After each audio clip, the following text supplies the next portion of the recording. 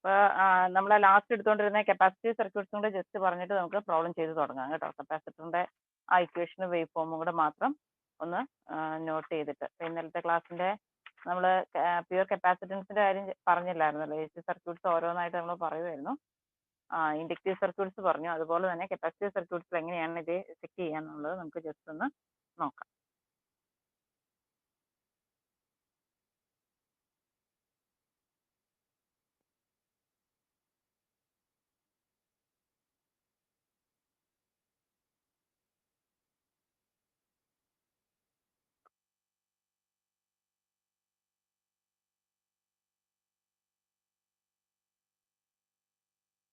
Okay, നമ്മളിപ്പോൾ last ക്ലാസ്സിൽ discuss ചെയ്ത് നിർത്തിയത് പ്യുവർ കപ്പാസിറ്ററിൻ്റെ ഒരു സർക്യൂട്ട് ആയിരുന്നു ഡിസ്കസ് ചെയ്ത് നിർത്തിയത്.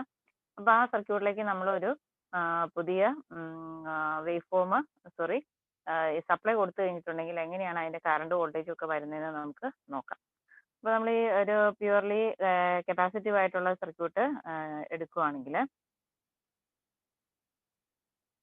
ആ പ്യുവർ കപ്പാസിറ്റർ സർക്യൂട്ടിന്റെ പ്രത്യേകത എന്ന് പറഞ്ഞു കഴിഞ്ഞാൽ നമുക്കറിയാം എന്താണ്, വോൾട്ടേജും കറണ്ടും തമ്മിലുള്ള ആംഗിൾ ഡിഫറൻസ് 90 ഡിഗ്രിയാണ്.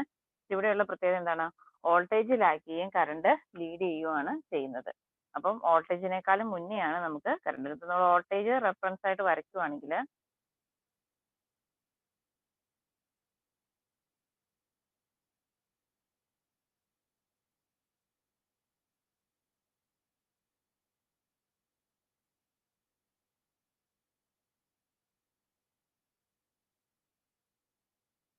നമുക്ക് കിട്ടുന്ന വേവ് ഫോം എന്ന് പറയുന്നത് അതിന് തമ്മിലുള്ള ഫേസ് ഡിഫറൻസ് 90 ഡിഗ്രി കാണിക്കുന്ന രീതിയിലുള്ള ഒരു വേവ് ഫോം ആയിരിക്കും നമുക്ക് കിട്ടാൻ പോകുന്നത്.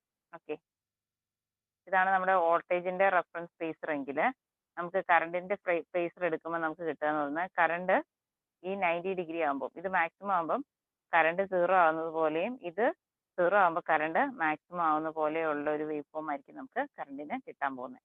അപ്പോൾ നമുക്ക് ഈ വേവ് ഫോമിനെ എങ്ങനെ പറയാം, ഇത് വോൾട്ടേജിന്റെ വേവ് ഫോം, ഇത് കറണ്ടിന്റെ വേവ് ഫോം. അപ്പോൾ നമുക്ക് പറയാൻ പറ്റുന്നത് എന്താണ്, വോൾട്ടേജ് കറണ്ടിനെ കമ്പയർ ചെയ്ത് എങ്ങനെ പറയാൻ പറ്റും, കറണ്ട് ആണ് ലീഡ് ചെയ്യുന്നതെന്ന് പറയാൻ പറ്റും അല്ലേ. അപ്പോൾ നമ്മൾ ഇതിനെ നമുക്ക് ഷോർട്ട് കട്ടിൽ ഓർത്തിരിക്കാവുന്ന എന്താണ്, ഐസ് എന്ന് പറഞ്ഞിട്ട് നമുക്ക് ഓർത്തിരിക്കാം. കപ്പാസിറ്റീവ് സർക്യൂട്ട് ആണെങ്കിൽ നമ്മൾ ഓർത്തിരിക്കുന്ന ഐസ് എന്ന് പറഞ്ഞാൽ അതായത് കപ്പാസിറ്റൻസിന് മുന്നിൽ കറണ്ട്, ബാക്കിൽ വോൾട്ടേജ്. ഓക്കെ, ഇതാണ് അതിന്റെ ജനറൽ ആയിട്ടുള്ള ഇക്വേഷൻ. ഇനി ഇതിനകത്ത് നമ്മൾ പവർ നോക്കുകയാണെങ്കിൽ ഇൻസ്റ്റന്റേനിയസ് പവർ നമ്മൾ പ്ലോട്ട് ചെയ്യുകയാണെങ്കിൽ നമുക്കറിയാം ഇവിടെ എന്താണ് പോസിറ്റീവും നെഗറ്റീവും നമുക്ക് ഓൾട്ടർനേറ്റഡ് എടുക്കും. ഇവിടെ രണ്ടും പോസിറ്റീവ് ആണ് ഈ 90 ഡിഗ്രിയിൽ. അപ്പോൾ നമുക്ക് ഇവിടെ പോസിറ്റീവ് പവർ കിട്ടും.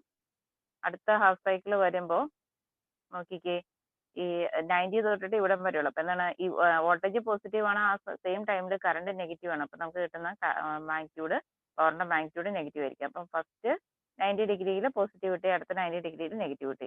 അടുത്ത 90 ഡിഗ്രിയിൽ വീണ്ടും എന്ത് സംഭവിച്ചു, രണ്ടും നെഗറ്റീവ് വാല്യൂസ് ആണ്, രണ്ടും നെഗറ്റീവ് ക്വാണ്ടിറ്റീസ് ആണ്. അപ്പോൾ എഗെയിൻ നമുക്ക് പവർ പോസിറ്റീവ് കിട്ടും. അപ്പോൾ ഓൾട്ടർനേറ്റ് ആയിട്ട് ഇങ്ങനെ പോസിറ്റീവും നെഗറ്റീവും പവർ കിട്ടിക്കൊണ്ടിരിക്കും. അപ്പോൾ നെറ്റ് പവർ എന്ന് പറയുന്നത് എഗെയിൻ 0 ആണ്. ഇൻസ്റ്റന്റേനിയസ് വാല്യൂ എന്ന് പറയുന്നത് ഹാഫ് ഇൻറ്റു VM/2. നമ്മൾ നേരത്തെ പ്യുവർ ആയിട്ടുള്ള ഇൻഡക്റ്റീവ് സർക്യൂട്ടിൽ പറഞ്ഞ അതേ കൺസെപ്റ്റ് തന്നെയാണ് ഇവിടെയും വരുന്നത്. അപ്പൊ നമുക്ക് ഇതിനകത്ത് എന്ത് പറയാൻ പറ്റും, instantaneous value of AC power എന്ന് പറയുന്നത് എന്തായിരിക്കും, ഇൻസ്റ്റന്റേനിയസ് വാല്യൂ എന്ന് പറയുന്നത് ഹാഫ് ഇൻറ്റു VM/Im എന്ന് പറയാം. Maximum value of instantaneous power എന്ന് പറയുന്നത് ഹാഫ് ഇൻറ്റു VM/Im. ഓരോ ഇൻസ്റ്റന്റിലെയും പവർ കണ്ടുപിടിക്കുമ്പോൾ നമ്മൾ അതിനകത്ത് സൈൻ ഒമേഗ ടിയുടെ ക്വാണ്ടിറ്റിയും കൂടെ നമ്മൾ ആഡ് ചെയ്യേണ്ടതായിട്ട് വരും. ഓക്കെ, അപ്പോൾ ഇതാണ് അത് പ്യുവർ ആയിട്ടുള്ള കപ്പാസിറ്റീവ് സർക്യൂട്ട്സിനെ കുറിച്ച് പറയാനുള്ളത്. അപ്പോൾ നിങ്ങൾ അത് ജസ്റ്റ് ഒന്ന് നോട്ട് ചെയ്താൽ മതി. എന്നിട്ട് നമുക്കിനി കുറച്ച് പ്രോബ്ലംസ് ചെയ്ത് നോക്കാം കേട്ടോ, പ്രീവിയസ് ക്വസ്റ്റ്യൻ പേപ്പർ വെച്ചിട്ട്. ഞാൻ സ്ക്രീൻ ഷെയർ ചെയ്യാം. അപ്പോൾ നിങ്ങൾക്ക് എന്തെങ്കിലും നമുക്ക് ഡിസ്കസ് ചെയ്ത് പോകാം, ഓരോന്നോരോന്നായിട്ട് ചെയ്ത്.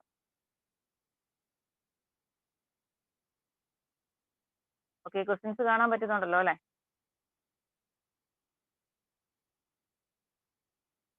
Hello. Okay. But the first question is, the value of the power factor in an AC circuit is unity. The load is. അപ്പോൾ എങ്ങനെയുള്ള ലോഡിനാണ് പവർ ഫാക്ടർ യൂണിറ്റി ആവുക? ഇപ്പൊ നമ്മൾ ഡിസ്കസ് ചെയ്തുകൊണ്ടിരുന്ന കാര്യം അല്ലെ, നമ്മൾ ലാസ്റ്റ് പറഞ്ഞ എന്താണ്, കറണ്ടും വോൾട്ടേജും തമ്മിലുള്ള ഫേസ് ഡിഫറൻസിന്റെ കോസ് എടുക്കുന്ന ആംഗിളിനെയാണ് നമ്മൾ പവർ ഫാക്ടർ എന്ന് പറയുന്നത്, പവർ ഫാക്ടർ ആംഗിൾ എന്ന് പറയുന്നത്. അപ്പം പവർ ഫാക്ടർ യൂണിറ്റി ആണെന്ന് പറഞ്ഞു കഴിഞ്ഞാൽ കറണ്ടും വോൾട്ടേജും തമ്മിലുള്ള ഫേസ് ഡിഫറൻസ് 0 ആയിരിക്കണം. ഫേസ് ഡിഫറൻസ് 0 ആയിട്ടുള്ള സർക്യൂട്ട് ഏതാണ്? റെസിസ്റ്റീവ് ആയിരിക്കും. Resistive circuit. അപ്പൊ അതിന്റെ ആൻസർ ഏതാണ്? സി ആണ് ആൻസർ. സിമ്പിൾ ആയിട്ടുള്ള ക്വസ്റ്റ്യൻ ആണ്. ഇനി അടുത്ത question, 3 resistances of 10 ohm, 15 ohm, 30 ohm are connected in parallel. The total resistance of the circuit is. എത്രയായിരിക്കും ടോട്ടൽ റെസിസ്റ്റൻസ്? ചെയ്ത് നോക്കിക്കേ, എങ്ങനെയാ കണ്ടുപിടിക്കുന്നത്? 1/R effective is equal to 1/R effective is equal to 1/R1 plus 1/R2 plus 1/R3. ചെയ്ത് നോക്കിക്കേ.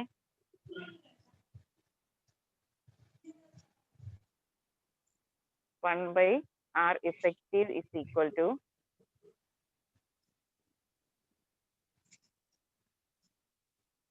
1/R effective is equal to 1/R1 plus 1/R3. 1/R3 5 ohm. ചെയ്യേണ്ട കാര്യമുണ്ടോ? ഞാൻ ഫസ്റ്റ് ക്ലാസ്സിൽ ഡിസ്കസ് ചെയ്തപ്പോൾ പറഞ്ഞായിരുന്നു ചെയ്യാതെ എഴുതാമെന്ന്. ഈ 3 റെസിസ്റ്റൻസിനേക്കാളും താഴെയുള്ള വാല്യൂ മാത്രമായിരിക്കും പാരലൽ ആയതുകൊണ്ട് നമുക്ക് കിട്ടുക. അപ്പൊ ഈ ഓപ്ഷൻസിനകത്ത് നോക്കിക്കഴിഞ്ഞാൽ ഈ 3 റെസിസ്റ്റൻസിനേക്കാളും താഴെ വരുന്ന ഒറ്റൊരു ഓപ്ഷനേ ഉള്ളൂ. ഏതാണ്? Option A. അപ്പൊ നമുക്കത് ചെയ്യാതെ തന്നെ ആൻസർ എഴുതാം 5 ohm എന്ന്. ഇനി അതിന്റെ വളരെ അടുത്ത് ഇപ്പൊ 5 ഉം 8 ഉം അങ്ങനെയൊക്കെ വരുവാണെങ്കിൽ നമുക്ക് എന്താണ് കൺഫ്യൂഷൻ വരും. അങ്ങനെയുണ്ടെങ്കിൽ മാത്രം നിങ്ങൾ ചെയ്ത് സമയം കളഞ്ഞാൽ മതി. ഇല്ലെങ്കിൽ നമുക്ക് അല്ലാതെ തന്നെ ഓപ്ഷൻസ് പാരലൽ ആകുമ്പോൾ എന്താണ് ഏറ്റവും ചെറിയ റെസിസ്റ്റൻസിനേക്കാളും താഴെ ആയിരിക്കും നമുക്ക് ഇഫക്റ്റീവ് വാല്യൂ കിട്ടുക. നിങ്ങൾ എത്ര ക്വസ്റ്റ്യൻ ചെയ്ത് നോക്കിയാലും അത് തന്നെ കിട്ടത്തുള്ളൂ. ഓക്കെ. അപ്പൊ നമുക്ക് അടുത്ത ക്വസ്റ്റ്യൻ നോക്കാം. The unit of magnetic flux. ആർക്കെങ്കിലും കിട്ടാത്തയുണ്ടോ? റെസിസ്റ്റൻസിന്റെ വാല്യൂ കിട്ടാത്ത ആരെങ്കിലും ഉണ്ടോ? ക്ലിയർ ആയെന്ന് വിചാരിക്കുന്നു കേട്ടോ. Okay. Next question is the magnetic flux as the unit of. Magnetic ഫ്ലക്സിന്റെ യൂണിറ്റ് എന്താണ്? വെബർ ആണ്. വെബർ ആണ്. ഒരു കാര്യം കൂടെ അതിന്റെ കൂടെ നോട്ട് ചെയ്തോളൂ. മാഗ്നറ്റിക് ഫ്ലക്സ് ഡെൻസിറ്റി അത് മാറിപ്പോകുന്ന ടേം ആയതുകൊണ്ടാണ് പറയുന്നത് കേട്ടോ. The unit of magnetic flux density is. Density എന്ന് പറയുന്നത് ഒരു യൂണിറ്റ് ഏരിയയിൽ വരുന്ന മാഗ്നറ്റിക് ഫ്ലക്സ് ആണ് മാഗ്നറ്റിക് ഫ്ലക്സ് ഡെൻസിറ്റി എന്ന് പറയുന്നത്. അപ്പൊ നമുക്ക് അതിനെ എങ്ങനെ റെപ്രസെന്റ് ചെയ്യാം? Weber per metre square. Weber per metre square. ഇനി വെബർ പെർ മീറ്റർ സ്ക്വയർ എന്ന് പറയുന്നതിന് നമ്മൾ ഒരു വെബർ പെർ മീറ്റർ സ്ക്വയറിന് ഇക്വലന്റ് ആയിട്ടുള്ള ടേം ആണ് എന്ത്? ടെസ്ല. അപ്പൊ നമുക്ക് വെബർ വേണമെങ്കിൽ ടെസ്ല എന്ന് വേണമെങ്കിലും തരാം. The unit of magnetic flux density is Tesla. Okay. കിട്ടിയോ? എഴുതിയല്ലോ അല്ലെ? ഓക്കെ. അപ്പൊ നമുക്ക് നെക്സ്റ്റ് ക്വസ്റ്റ്യൻ നോക്കാം. An alternating voltage is equal to 141.4 sin 377t. What is the value of frequency? What is the value of frequency? എങ്ങനെ കണ്ടുപിടിക്കാം? എങ്ങനെ നമുക്കത് കണ്ടുപിടിക്കാൻ പറ്റും? 2πf എന്ന് പറയുന്നത് 377. അപ്പൊ നമുക്കറിയാം വി എമ്മിന്റെ ഇക്വേഷൻ, നമുക്ക് ജനറൽ വി എമ്മിന്റെ ഇക്വേഷൻ നമ്മൾ ലാസ്റ്റ് ക്ലാസ്സിൽ പറഞ്ഞ വി ഇൻസ്റ്റന്റേനിയസ് അല്ലെങ്കിൽ വി എന്ന് പറയുന്നത് എന്താണ്? V M sine omega into T. V M sine omega T ആണ്. അപ്പൊ ഈ ഒമേഗയുടെ വാല്യൂ എന്താണ്? Omega is equal to 2πf. അപ്പൊ ഈ ഫോർമുല തന്നെയാണ് തന്നിരിക്കുന്നത്. ഈ ജനറൽ ഫോമിൽ തന്നെയാണ് നമുക്ക് ഇൻസ്റ്റന്റേനിയസ് വാല്യൂ തന്നിരിക്കുന്നത്. അപ്പൊ നമുക്ക് 2πf എന്ന് പറയുന്നത് എന്ത് കിട്ടും? 2πf ഇസ് ഈക്വൽ ടു, ഈ ക്വസ്റ്റൻ ആണെങ്കിൽ 2πf ഇസ് ഈക്വൽ ടു 377 എന്ന് വരും. ഓക്കെ.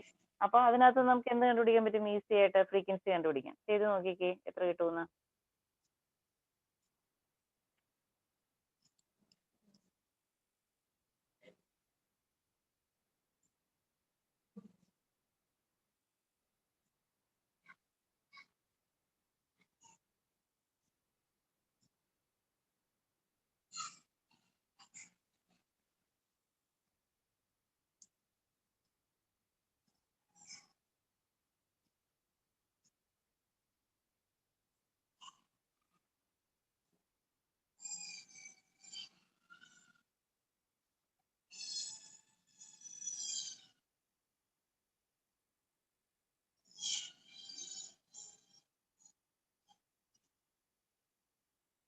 എത്ര കിട്ടും? 60 ആണോ മിസ്സേ? 60 ഹെർട്സ് ആണ് അല്ലെ? 60 ഹെർട്സ് ആണ് കിട്ടുന്നത്. നിങ്ങൾ കറക്റ്റ് ആയിട്ട് ചെയ്തു പോയപ്പോ നമുക്ക് സ്പീഡ് ചെയ്യണമെങ്കിൽ എന്താണ്? 377 ആണ് തന്നിരിക്കുന്നത്. അപ്പൊ 2πയുടെ വാല്യൂ നമുക്കറിയാം. 2π പൈയുടെ വാല്യൂ 3.14. 2π എന്ന് പറയുമ്പോഴത്തേന് ഏകദേശം എത്ര കിട്ടാൻ പോകുന്നത്?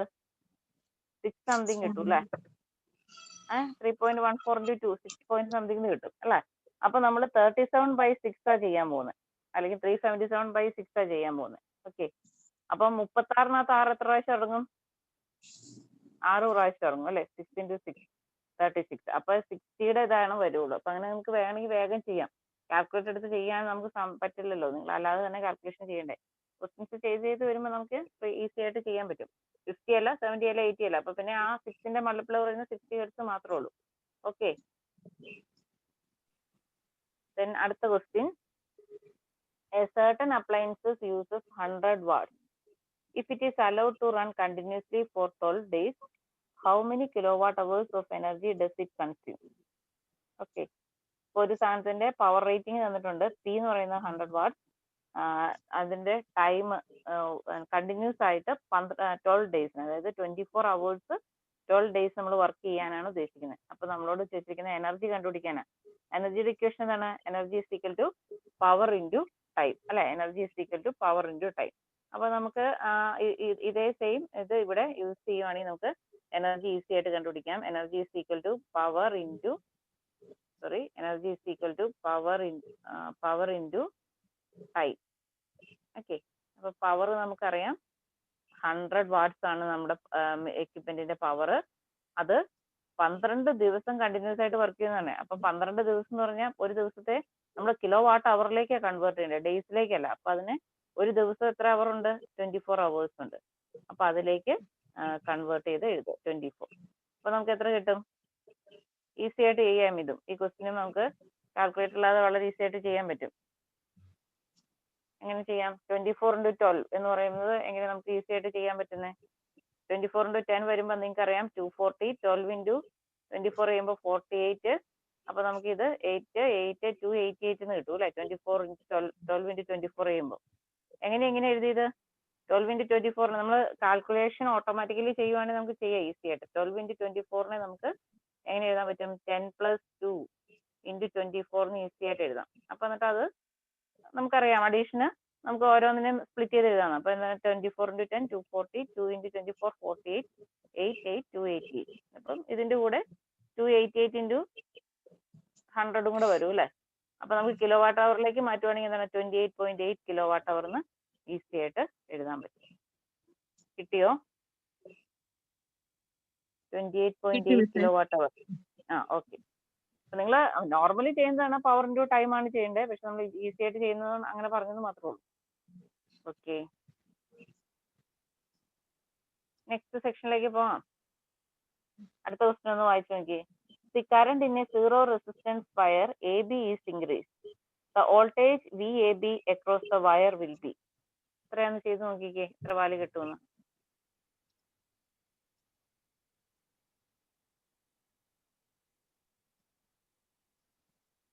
കറണ്ട് കൂടിയ വോൾട്ടേജും കൂടില്ലേ മിസ്? ഇൻക്രീസ് ചെയ്യുന്നു. കറണ്ട് കൂടി കഴിഞ്ഞാൽ വോൾട്ടേജ് ഇൻക്രീസ് ചെയ്യണം അല്ലേ, നോർമലി. പക്ഷെ സീറോ റെസിസ്റ്റൻസ് ആയതുകൊണ്ട് സീറോ റെസിസ്റ്റൻസ് ആയതുകൊണ്ട് ഷോർട്ട് ആയതുപോലെ അല്ലേ? സീറോ റെസിസ്റ്റൻസ് ആണ് ഷോർട്ട് ചെയ്ത് വരാം. അതിനപ്പോ സീറോ റെസിസ്റ്റൻസ് അക്രോസ് ഉള്ള വോൾട്ടേജ് എങ്ങനെയായിരിക്കും? വോൾട്ടേജ് സീറോ തന്നെ ആയിരിക്കും അല്ലേ? അപ്പൊ അതിനെന്താ വ്യത്യാസം വരുന്നുണ്ടോ? കറണ്ട് കൂടി നിർത്തുകൊണ്ട് ഇല്ല, വ്യത്യാസമൊന്നും വരുന്നില്ല. അപ്പൊ അതിന്റെ ആൻസർ ഏതായിരിക്കും? കോൺസ്റ്റന്റ്. അത് ആളുകളെ കൺഫ്യൂഷൻ ആക്കാനുള്ള ക്വസ്റ്റ്യൻ ആണ്. ഇപ്പൊ പെട്ടെന്ന് കറണ്ട് കൂടിക്കഴിഞ്ഞാൽ വോൾട്ടേജ് കൂടുമല്ലോ എന്ന് മാത്രം ചിന്തിക്കുന്ന ആളാണെങ്കിൽ എന്താണ്? ഓപ്ഷൻ ബി കയറി കറപ്പിച്ചിരിക്കും. ഒന്നും കൂടെ ശരിക്കും വായിക്കാതെ. അപ്പൊ ക്വസ്റ്റ്യൻ ശരിക്കും വായിച്ചിട്ട് വേണം ഓപ്ഷൻ നമ്മൾ എഴുതാനായിട്ട്, ഇല്ലെങ്കിൽ നമുക്ക് നെഗറ്റീവ് മാർക്ക് വരും. ഇത് ആർക്കും അറിയാവുന്ന ക്വസ്റ്റ്യൻ ആണ്, പക്ഷെ നെഗറ്റീവ് അടിക്കാൻ വളരെ ഈസിയാണ്.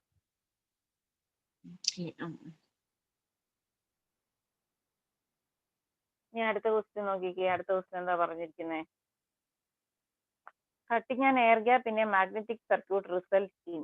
Cutting an air gap in a magnetic circuit results in. ഒരു മാഗ്നറ്റിക് സർക്യൂട്ടിലെ ഒരു എയർ ഗ്യാപ്പ് നമ്മൾ ഇൻട്രൊഡ്യൂസ് ചെയ്ത് കഴിഞ്ഞാൽ അതിന്റെ റിലക്റ്റൻസിന് എന്ത് വേരിയേഷൻ ഉണ്ടാവും എന്നാണ് ക്വസ്റ്റ്യൻ. എന്താണ് റിലക്റ്റൻസ് എന്ന് പറയുന്നത്? ആ ക്വസ്റ്റ്യന്റെ നേരെ ഒന്ന് നോട്ട് ചെയ്യുക. Reluctance is equivalent to reluctance in magnetic circuit is equivalent to resistance in electric circuit.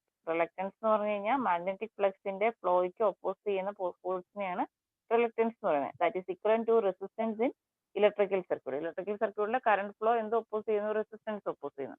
അപ്പൊ ഇവിടെ പറഞ്ഞിരിക്കുന്നത് മാഗ്നറ്റിക് സർക്യൂട്ടിൽ നമ്മൾ ഒരു എയർ ഗ്യാപ്പ് ഇൻട്രൊഡ്യൂസ് ചെയ്തു. മാഗ്നറ്റിക് സർക്യൂട്ട് എന്ന് പറയുന്നതാണ് മാഗ്നറ്റിക് ഫ്ലക്സിന് ഈസി ആയിട്ട് പോകാൻ പറ്റുന്ന സർക്യൂട്ട്.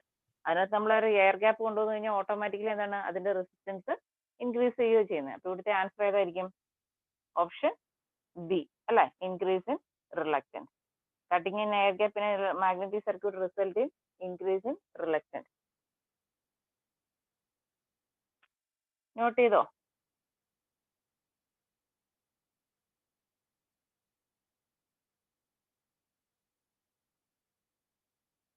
ഓക്കെ.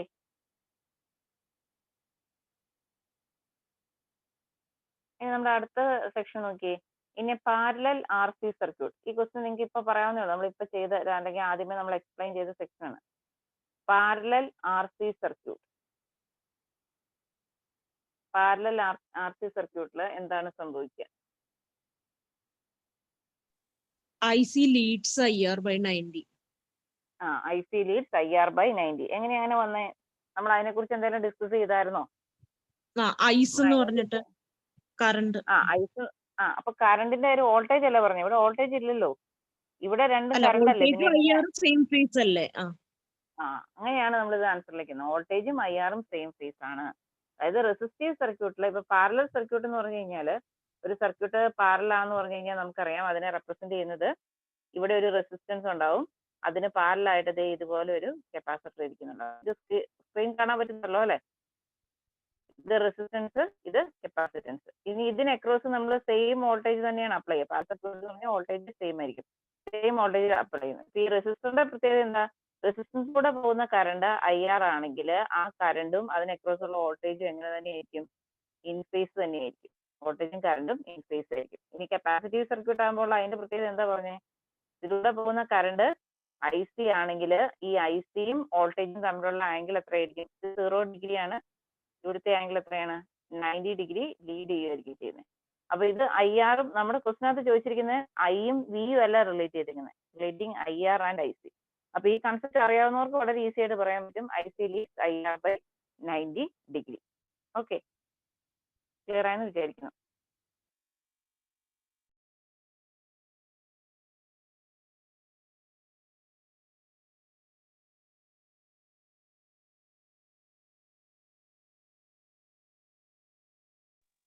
മിസ്സേ, അതിൽ പാരലൽ ആയാലും സീരീസ് ആയാലും വ്യത്യാസമൊന്നും ഇല്ലല്ലോ?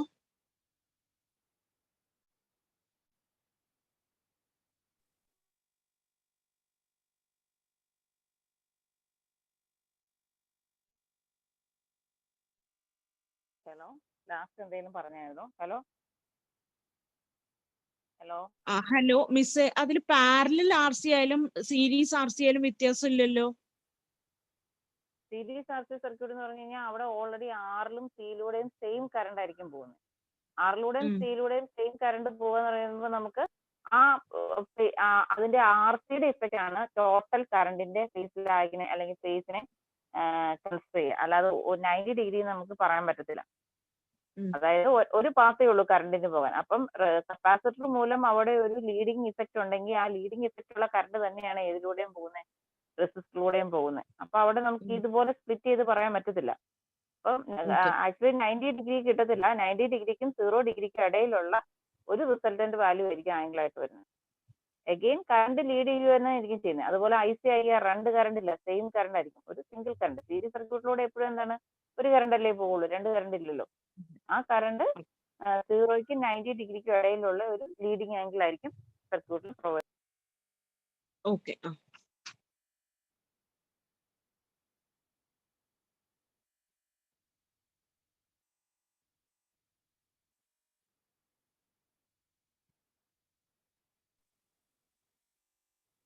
ഹലോ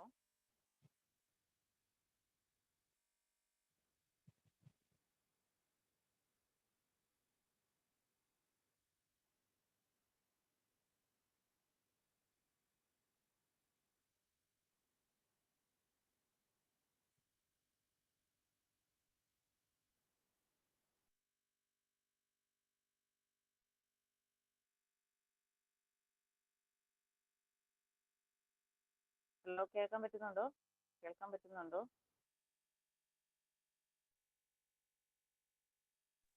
ശബ്ദം വളരെ കുറവാ മിസ്സേ. സ്ക്രീൻ കാണുന്നില്ല. ഇപ്പൊ കാണാൻ പറ്റുന്നുണ്ടോ സ്ക്രീൻ കാണാൻ പറ്റുന്നുണ്ടോ? ഇല്ല മിസ്സേ, വരുന്നുള്ളൂ തോന്നുന്നു. ഓക്കെ.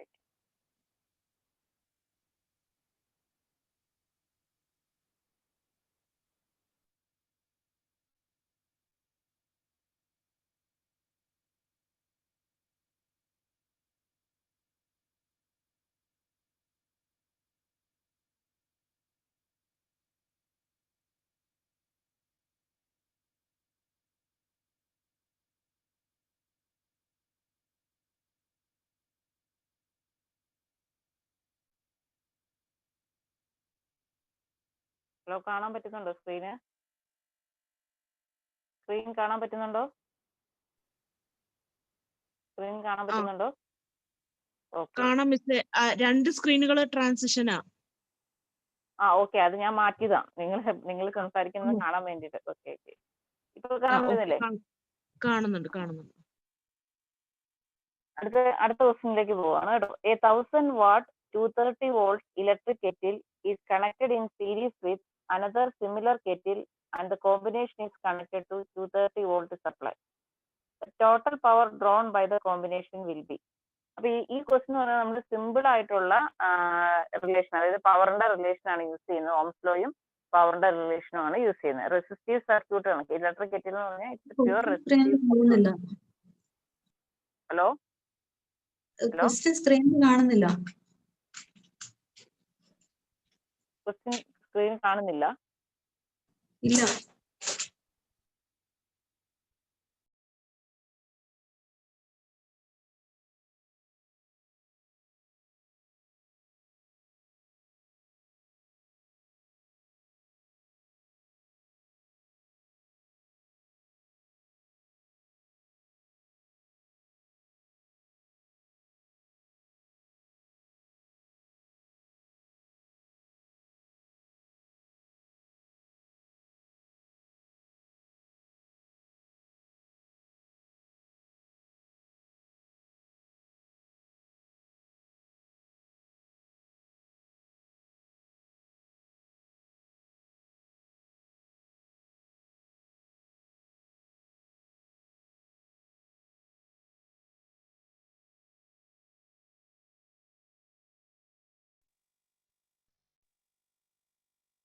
ഹലോ, ഇപ്പൊ കാണാൻ പറ്റുന്നുണ്ടോ?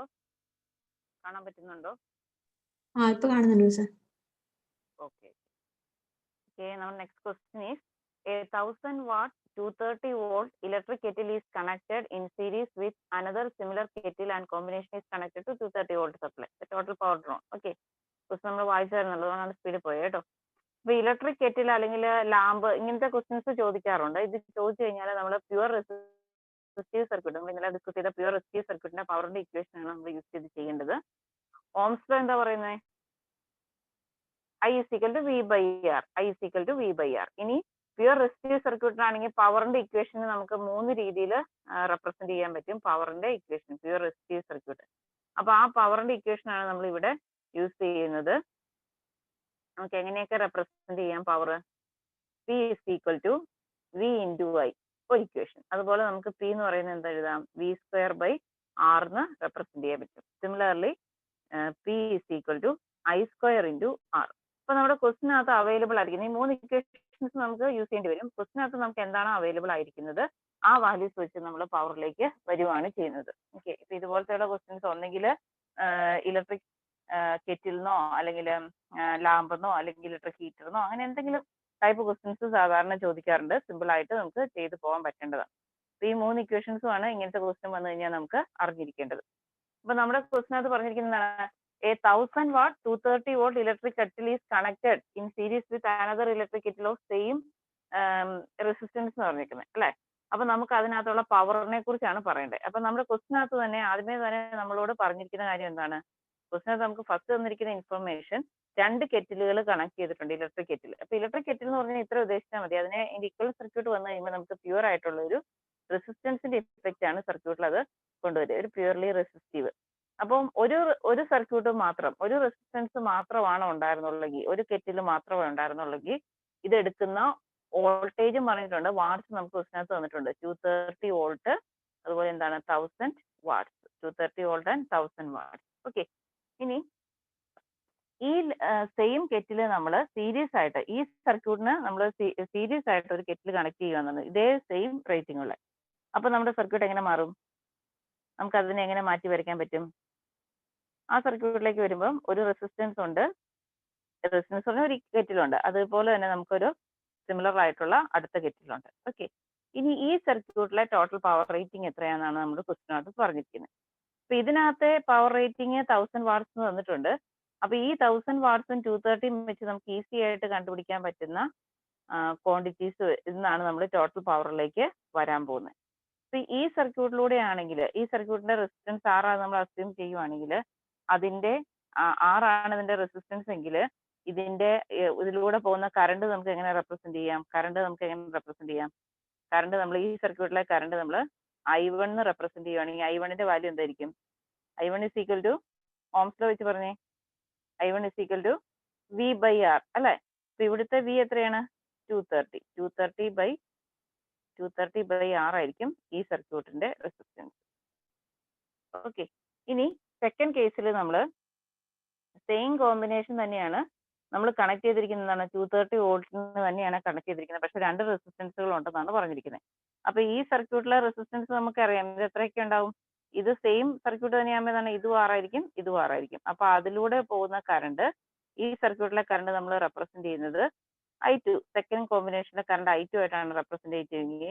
I2ന്റെ വാല്യൂ എങ്ങനെ എഴുതാം? I2 is equal to again same voltage തന്നെയാണ് അപ്ലൈ ചെയ്തിരിക്കുന്നത്. V divided by R plus R എന്ന് എഴുതാൻ പറ്റും. V divided by 2R.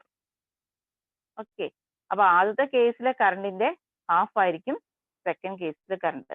V എന്നുള്ളത് 230 ആണ്. 230 ഞാൻ ഇവിടെ എഴുതിയില്ലെന്ന് മാത്രമേ ഉള്ളൂ. ഓക്കെ. അപ്പൊ ഇതാണ് നമ്മൾ ഈ രണ്ടെണ്ണം ഈക്വലന്റ് ആയി വന്നു കഴിഞ്ഞാൽ നമുക്ക് കിട്ടുന്ന കറണ്ടിന്റെ ഇക്വേഷൻ I1 ഉം I2. ക്ലിയർ ആയല്ലോ? മനസ്സിലാത്ത ആരെങ്കിലും ഉണ്ടോ? ഹലോ, നമ്മൾ സിമ്പിൾ ഓംസ് ലോ മാത്രമാണ് യൂസ് ചെയ്തിട്ടുള്ളൂ കേട്ടോ. ക്ലിയർ ആയല്ലോ? സീരീസ് വരുമ്പം കറണ്ട് രണ്ടായിട്ട് എടുക്കണോ അങ്ങനെ? സീരീസ് വരുമ്പോൾ രണ്ട് തുല്യ റെസിസ്റ്റൻസ് ആയതുകൊണ്ട് എന്താണ് പകുതിയായി പോവും. കറണ്ട് രണ്ടായിട്ട് എടുക്കുമല്ലോ ഇത്. കറണ്ട് അല്ല രണ്ടായിട്ട് എടുത്തത്, റെസിസ്റ്റൻസ് അല്ല നമ്മൾ രണ്ടായിട്ട് എടുത്തേ. I2 എന്ന് പറയുന്നത് അത് റെപ്രസെന്റ് ചെയ്തെന്നുള്ളൂ. I ഡാഷിനോ I ഡബിൾ ഡാഷിനോ നിങ്ങൾക്ക് ഇഷ്ടമുള്ള പോലെ തന്നെ റെപ്രസെന്റ് ചെയ്യാം. I1 എന്ന് പറയുന്ന ഫസ്റ്റ് കേസിലെ കറണ്ട്, I2 എന്ന് പറയുന്ന രണ്ട് കെറ്റിലുകൾ സീരീസ് ആയിട്ട് കണക്ട് ചെയ്തപ്പോൾ കറണ്ട് സെക്കൻഡ് കേസ് എന്നുള്ള രീതിയിലാണ് 2 എന്ന് റെപ്രസെന്റ് ചെയ്ത്.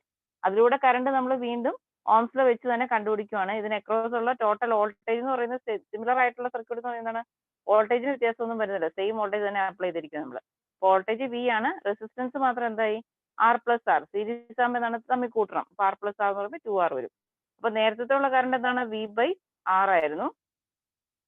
ഫസ്റ്റ് കേസിൽ നമ്മുടെ കറണ്ട് എന്ന് പറയുന്നത് V by R ആയിരുന്നു. ഇപ്പൊ സെക്കൻഡ് കേസിൽ വന്നപ്പോൾ എന്താണ് V by 2R ആയിട്ട് കറണ്ട് വേരി ചെയ്തു. ഓക്കെ. ക്ലിയർ ആയോ? ക്ലിയർ ആയോ? ക്ലിയർ ആയി.